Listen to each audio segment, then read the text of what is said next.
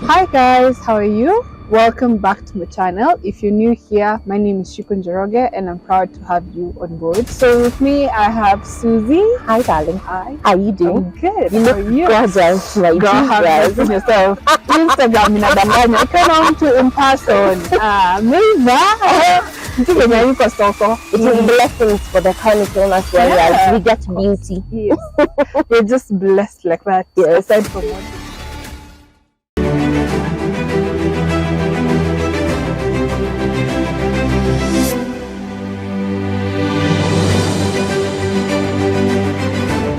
Hi guys, how are you? Welcome back to my channel. If you're new here, my name is Shiku Njoroge and I'm proud to have you on board. Today we're having a very interesting episode with a very interesting lady, of course. As for those who don't know, I interview different people who have chronic illnesses, and this is because I'm trying to create awareness around it. People need to understand that chronic illness is real and we need to be heard and we need to be supported. So with me, I have Suzzie. Hi, darling. Hi. How you doing? I'm good. You How look are you? gorgeous. My Girl, have seen yourself. Instagram inadanganya. Come on to in person. It is blessings for the chronicles warriors. We get beauty. Yes. We're just blessed like that. Yes. Aside from what we have. So Suzzie will be sharing her story with us and her journey, how she's pulled through, how she's doing. She's very courageous, she's very brave. I love the fact that she's very ready to share a story, and even as we speak, this girl is not okay, but she's okay. You will not understand till you understand. So I'd want you to maybe start up by telling us how you grew up and who. Let's know who Suzzie is. Who is Suzzie? Okay, so my full name is Suzzie Njoroge. I am a mom, I am a wife, I am a warrior, I am a farmer, and a realtor by profession. So yes, those are the things that fully encompass me. I grew up in Botala, both sides of Eastland. So for me growing up, I was comfortable. My parents did everything to make sure that I had a beautiful life. I went to private schools. I didn't have much issues with my health until maybe high school, where I started getting numerous colds, and then those bad ones, the ones that even when you use it's called Zintromax. Yeah, even when you use Zintromax, nothing happens. But funny enough, as soon as I left school, they disappeared. So we figured it was an allergic reaction to something. I went to uni. I did marketing. If you're looking for a marketer, holla. Yes, I'm shamelessly promoting myself. So yes, I went to college, and now my health has been good until I was 27. So in 2018 is when now things began not being good, when I began the warrior path. So my condition truly started in 2018. I don't know how you want us to walk through the conditions. Do you want us to go chronologically, or do you want us to work with what affects me the most, and then I go down that way? We could start by how it started, like from the beginning, how and it then went, till today. Till today. Now, whom you are, what you're going through, how you actually get through it, what medication you take, what support you have. Yes. All right. So in 2018, around May, I found that back then I wasn't driving, so I was still using my Mitsubishi. And I realized when I walk from my house to the stage, which is about 200 meters away, it was really uncomfortable. So that was day one. I figured, okay, maybe I exercised too much, or I hit my knee somewhere and I can't remember. It's okay. The next day, I realized that I can't get to the stage. I could only get halfway. So I was like, okay, what's going on? Anyway, me and my boyfriend back then, who is now my husband, decided, okay, let me go back to the house and rest. And I rested for like 2 days. And I was like, okay, moving around the house, I'm fine. So let me try and go back to work. I was working for Palm Golding then. So I go to board the matatu, but now I can't walk from my house, which was on second floor, to downstairs to the ground floor without excruciating pain. Guys, when I say pain, you know how when you snap your toe, think about that, but like 100% more. So yes, I realized that immediately I put my foot down. I was being hit with electric like pain, like you feel like you've been electrocuted. That felt more like a lightning strike than electrocution. So we decided, okay, let's go to hospital and see what they're going to say. We went to the local hospital, which is amazing. Thank you, Iran Medical Care near Adams. They are amazing. So we went there, they did a few blood tests. I saw the doctor, and the doctor told me, okay, it seems we think that you have something called rheumatism, but you need to see a rheumatologist to now get an official confirmation. And they directed us to Kenyatta Hospital.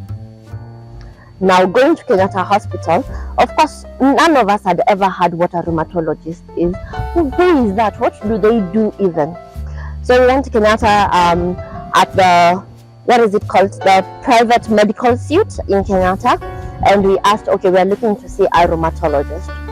So walking around, the guy showed us an orthopedic surgeon, and he told us that it's the same thing.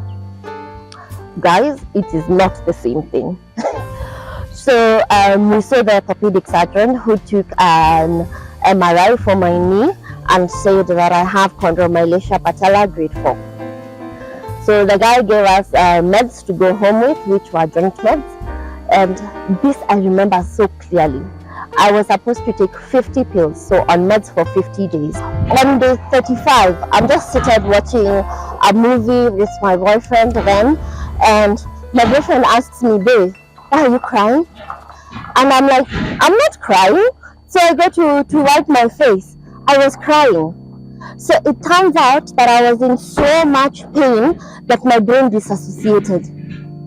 So my brain just cut off the sensation and decided I was not going to feel what I was going through. So Hadi was like, no, please not. Hadi and boyfriend, same person. So if I say differently, just know it's the same person. So Hadi said, no, let's go to hospital right now. And he's like, okay, stand up and go change. I try to stand. I can't. I try to lift my head. Guys, I cannot.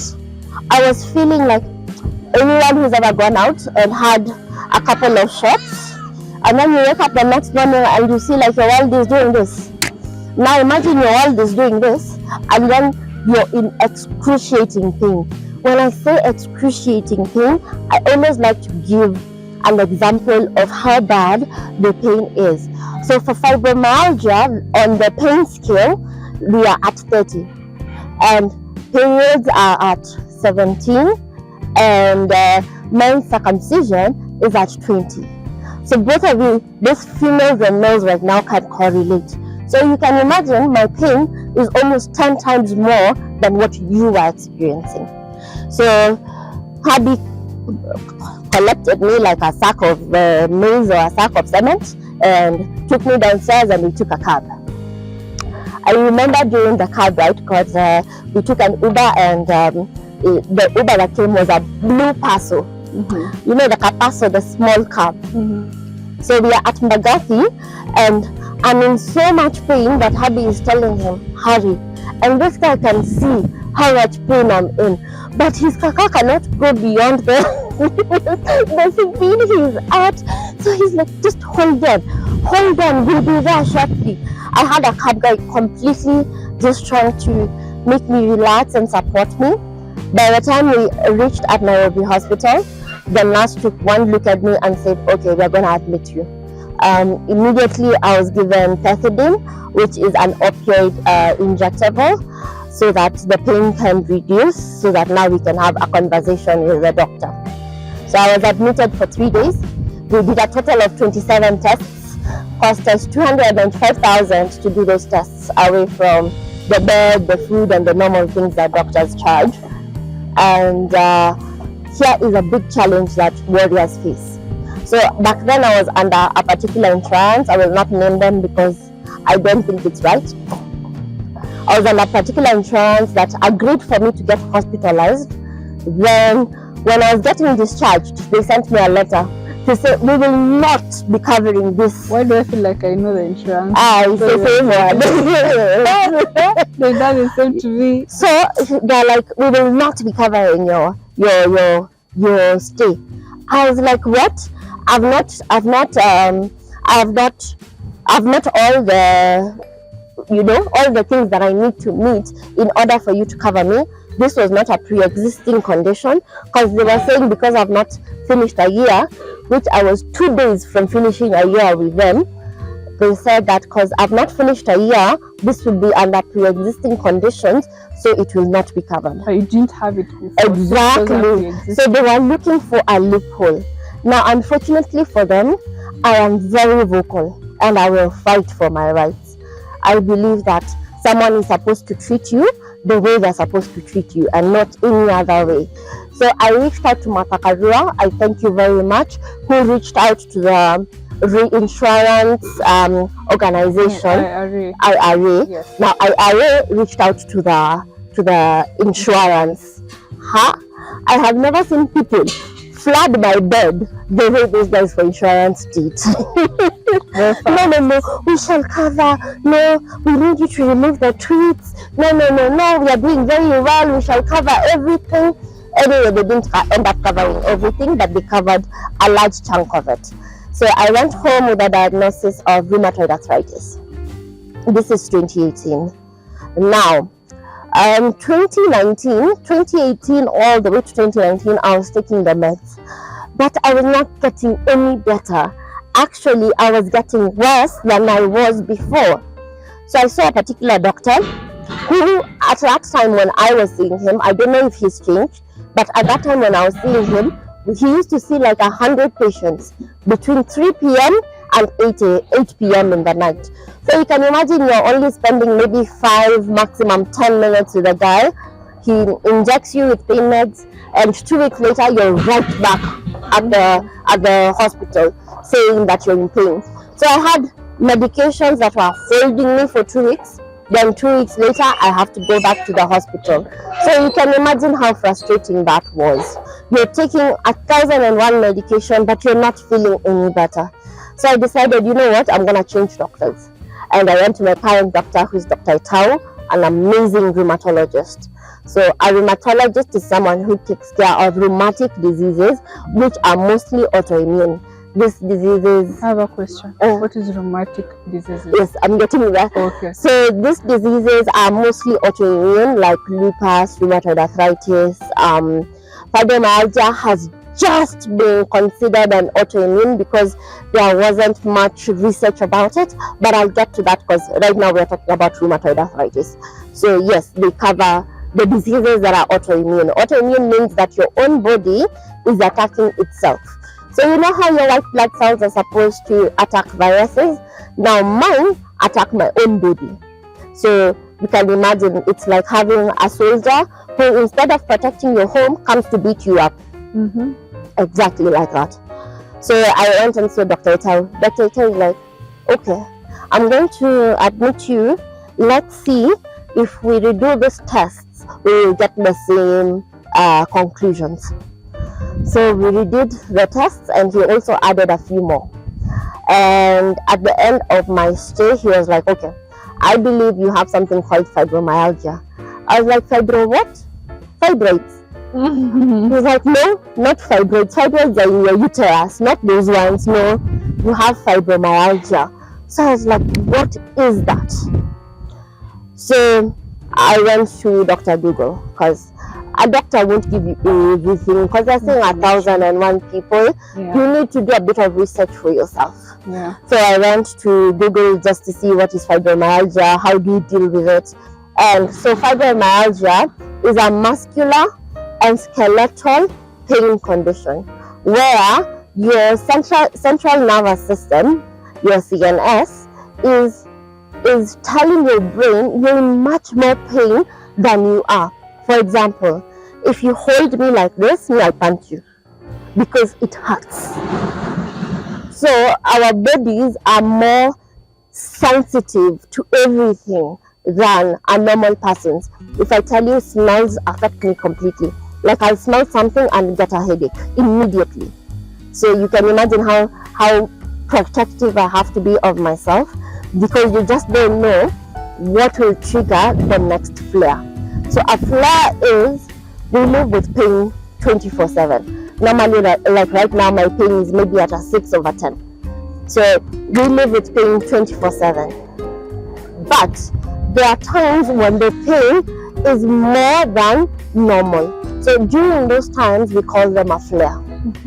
So I researched on fibromyalgia and I said, okay, let's take it on.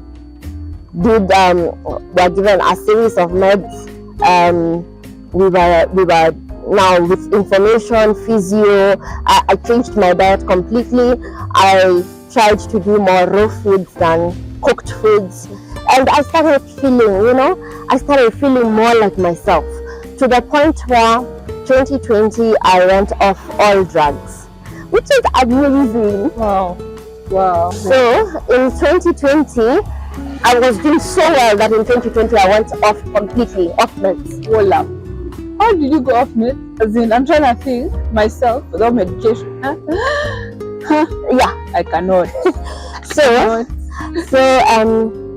2019, part of 2018, when I started seeing Dr. Tao, we started now trying to figure out what are the things that I eat that trigger my body. Because yes, we live with chronic illnesses. Yes, it will be forever. Yes, we will never feel 100% better. But I believe as we continue learning and as we continue seeing what fibromyalgia is about, we can then assist our bodies to have less pain, which is what I did. So I went on a full vegan diet. Wow. Actually, by the way, big ups to vegans who are long term. Because a girl tried it for a year and it was not for me. I love milk and I love eggs. Yeah. So after a year of doing pure vegan, trying to be as in raw food as possible, somehow my body corrected. I'm not saying that I was not in pain.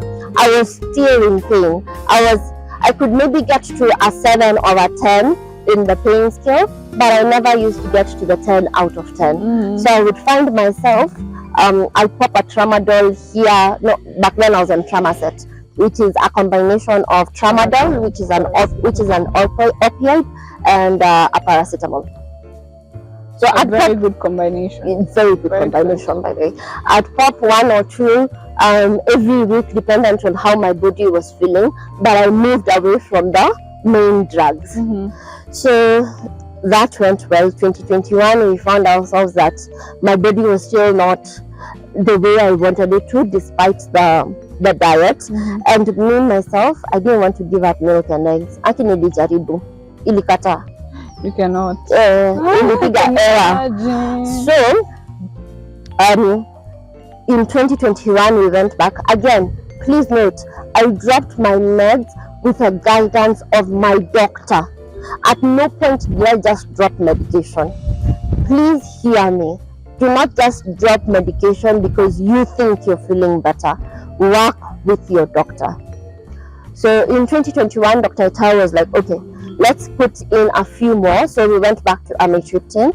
I did amitriptyline because I was getting depressed. Because there is something about when you wake up and then you open your eyes. The first thing for a normal person when they open their eyes, they're thinking, oh, I'm still so sleepy, let me go have a cup of coffee, or it's time to work out. I would open my eyes and immediately get flooded with pain. So I hated waking up. Like I literally hated waking up. To a point now, it got to a point where I even hated going to bed. Because I knew I'd go to bed, I sleep, and then I wake up in absolute pain. So that was really draining to my mental health, to the point where I found myself panicking.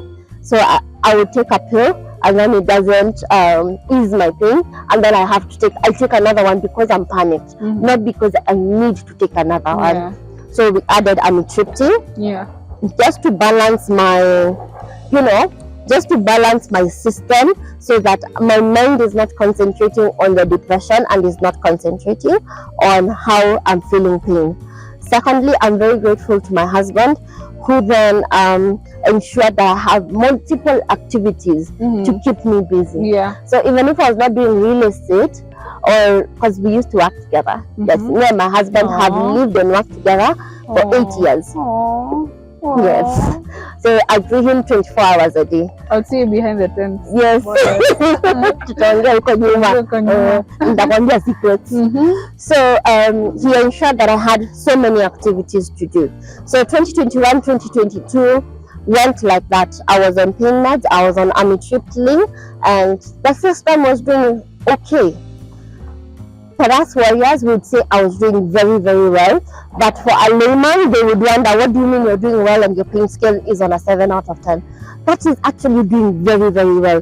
Given if I knew you can back me up, there are times when you get a 15 out of 10. Yeah. Yeah. Yeah. Tell me about I mean, we go beyond the 10 out of 10. Yeah. People think you're over exaggerating. Exactly. I'm sure right now, your pain scale is at a what? 5. I've even taken painkillers this right now. Same. I took major painkillers before I came here because I wasn't feeling my best. But my pain levels are still at a 6 to 7. So you can imagine. Now, 2021, 2022 was beautiful. It went like that. 2023, hey my Jesus. So in in Jan I started feeling kind of not myself. So we decided that we'll give real estate a break for me. My husband is still doing real estate, and I just wanted to see if change of environment, if more concentrating on my health will do me good, which I'm so glad I did, because I am a staunch believer of God. I believe Jesus is my savior. So I'm almost done. I believe God is my savior, and I think that he ensured I have left work so that I can concentrate on the major things that have happened in the month of February and March. So February I started getting pains back again, and I was like, hiya, what's going on? And I'm always talking to my doctor. So me and Dr. Tao figured out, okay, let's see if we can put you on a little bit of more drugs to see how you're doing. Now I moved to pure tramadol, 100 mg, and paracetamol, which is Cipladol. So I was doing Cipladol 1000 mg and tramadol 600 mg a day. Wait. Yes. I'm here struggling with 450. I'm saying I'm such a big addict. Yet to be someone here taking 6. I'm telling you, are you always high? You're always no. You don't get high? Yeah, I'm always high. No, like, no, I don't. I don't. That's kind. You can feel it, no. Me, for some reason, tramadol has never. Maybe I don't know. Or anything. Sleepy, yes. I'm always like this. If I'm not doing an activity, I'm asleep. Yeah. So 2023, again, Dr. Tao put me on more meds. Then in March, which is this month, it got to a point where I started having random new symptoms. So about 2 weeks ago, I started getting chest pain. And my chest pain was on my left side. The heart side. All the way going to my armpit, down my left arm, down up my neck, to my this place. Yes. So it happened. It started on a Saturday. It lasted for an hour. We who deal with chronic pain normally give pain time, because you just don't know whether it's a flare or it's something serious. Yeah. So we tend to give pain time. So it lasted for an hour, and the day moved on, nothing happened. So we were like, okay, it's a fluke. Sunday, same thing. Okay. Monday, I found that every time I talk, I am in excruciating pain, which is so scary for me, who is a chatterbox. I love talking. So the idea that talking would cause me pain was more scary than even the pain on my left side. Yeah. So I went to Dr. Tao, I described my symptoms, and she was like, okay, I'll ask for a number of tests. We are like, okay, so tell us where you want us to go. He's like, no, this one I'll admit you. I'm like, no, we don't need an admission, just tell us what is going on. He's like, no, I am admitting you. So he starts writing in that prescription letter. Dr. Tao has very unique prescription letters. He's agreeing. So he started writing and writing. I have never seen him turn the page. He turned the page, continued writing all the way to the bottom. That's when we are like, okay, this is serious. Yeah. Went to Nairobi hospital, and immediately they just started rushing. Oh, you're going for this test. Oh, you're going for this test. No, let's do this. Even before I got a bed, I had done most of the tests that I needed. Wow. Now, here comes the beautiful part, which is so frustrating about our illness. Everything was fine. The EKG was fine. The echo was fine. The CT scan was fine. Did you remember? Yes. The blood work was okay. I always don't have vitamin D. I don't know why. I don't know how is your vitamin D levels. It's okay. Me, I never have. Whenever they test it, I'm like a 2. What? Yes. Hold on. The wind went with the mic. And the wind is frustrating, right? Yeah. So, when most of the tests came out okay, Dr. Tao was like, no. We'll get a cardiologist to do a stress test. So a stress test is they put you on a treadmill and you start running. So they have those machines, those 2 things, and then you start running. Yeah. Now what happened during my stress test is that I think like 5 minutes later, and me, I can't run, so I was walking on the treadmill, trying to walk as fast as I can. A few minutes later, immediately the pain was like, bam! So the doctor now started asking questions, whatnot. Then he's like, okay, I'll speak to your doctor.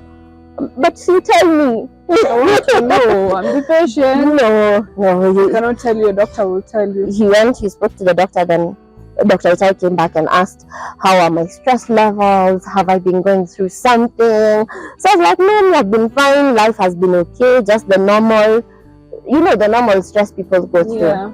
Then he's like, okay, we can see you're having a spasm in your artery.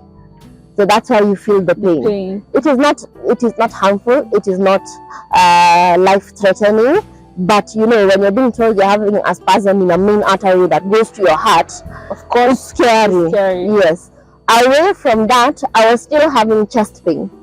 So, because that could not explain why I couldn't speak when I talk. I couldn't speak. I was speaking in pain. Even right now, can you imagine? I'm in a little pain because I'm speaking. So, and then from time to time, I'll get the pain in my complete chest. So that the muscle spasm do not explain why.